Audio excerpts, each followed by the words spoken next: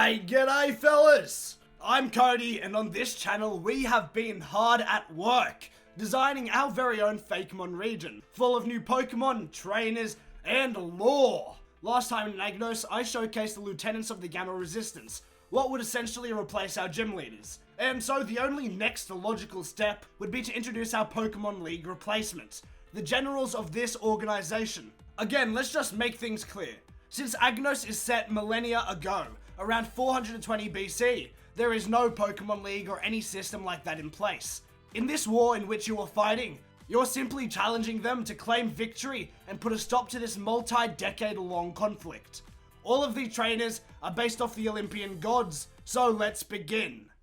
But first, subscribe, please, I'm desperate. Also, I have an Instagram where I post Agnos crap, so if you like what you see, check that out as well. Mount Gamma, the headquarters for the Gamma Resistance and an endgame location of the Agnos region, is based off of Mount Olympus. This mountain boasts many environments and is filled to the brim with stones charged with a powerful electric current. It is here that you will encounter the Resistance Generals and their great leader. After forcing your way through Victory Road, you will make it to the first general in the lower mountain levels and present the fruits of your labor, the badges that you had pillaged. It's not like this is a requirement or anything. This is a threat on your behalf. You, the player, are displaying your power and showing that you mean fucking business.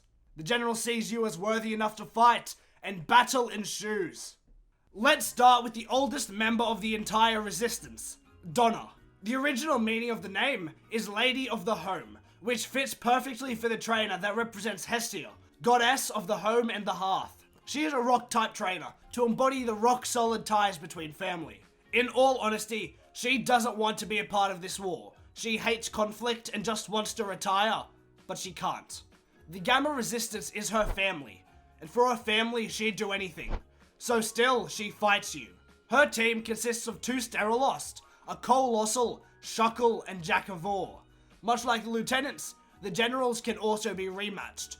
On this second encounter, she battles with a Colossal, Sterilost, Snorlax, Stoutland, Torkoal, and Goodra.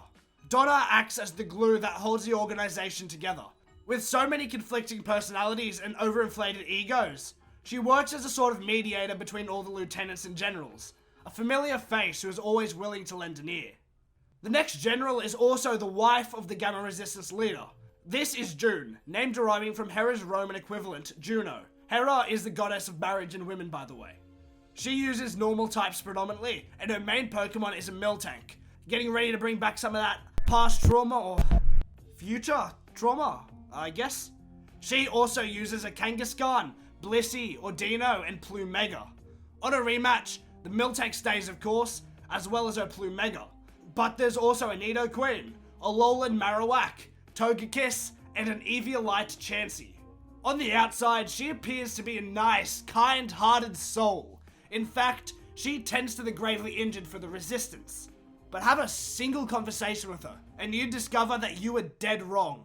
She is the biggest fucking cunt you'll ever meet. She's stubborn, easily angered, will throw a tantrum if she doesn't get her own way, and just an overall mega bitch.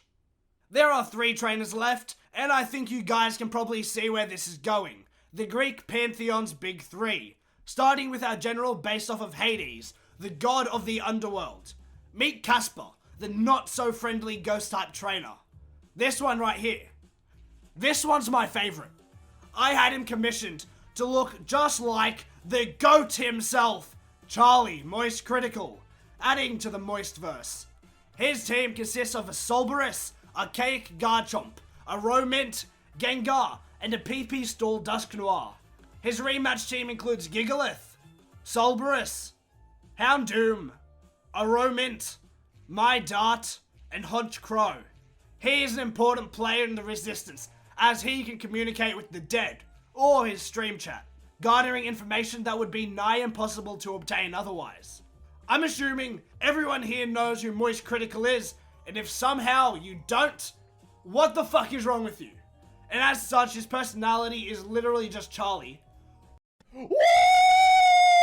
Yeah, baby! That's what I've been waiting for. That's what it's all about. Woo!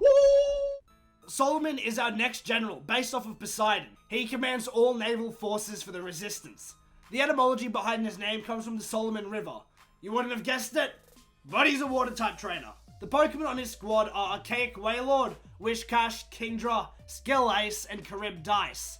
He's your hunky, strong but silent type. A stoic man with strong morals, though he is always down to just go with the flow, adapting to whatever situation he finds himself in. His rematch team is made up of an Archaic Wailord, Charybdis, Rapidash, Delmise, Flygon, and Malamar. And now, sitting upon his throne, atop Mount Gamma himself, is the Big Kahuna, the leader of the Gamma Resistance, the electric-type trainer, Galvin. Obviously based off of Zeus, king of the Olympian gods. His name comes from the word galvanic, which relates to electric currents. Earlier I said that June was the biggest cunt you'll ever meet. I lied. Galvin is the biggest fucking bigot. He's egotistical, has a god complex, belittles everyone he talks to, is a sore loser, and his cock is probably tiny. His team is made up of a Raichu, Archaic Braviary, Centachi, Jolteon, Paraphon, and Xurkitree. I did say he's a sore loser, and so he definitely will want to rematch you at some point. When this happens, he'll be equipped with a Xurkitree, Archaic Braviary, Paraphon, Nidoking, Aegislash, and Altaria. Now, I know what you're saying. Lamau just bringing a ground type and he's fucked! Well, not so much. This is the leader of the Gamma Resistance, based off of the king of the fucking gods. You're in his territory, filled with all these electrically charged stones. And he has a little special ability of his own.